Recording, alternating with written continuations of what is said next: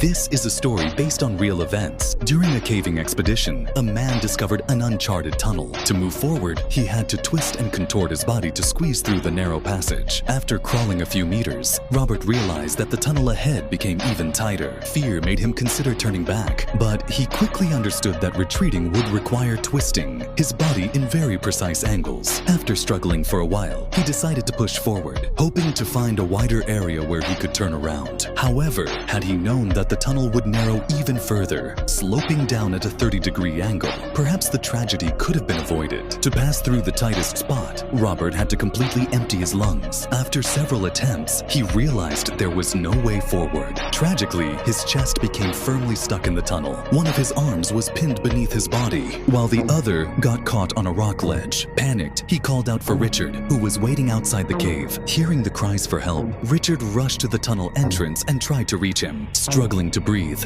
Robert told him he was stuck and couldn't move. Richard attempted to enter the tunnel, but it quickly became clear he wouldn't be able to rescue Robert on his own. An hour later, a rescue team arrived on site. However, Robert was trapped about 50 meters from the main tunnel, in a space so narrow that only one rescuer could pass through at a time. Because of the depth of his location, drilling through the rock was not an option.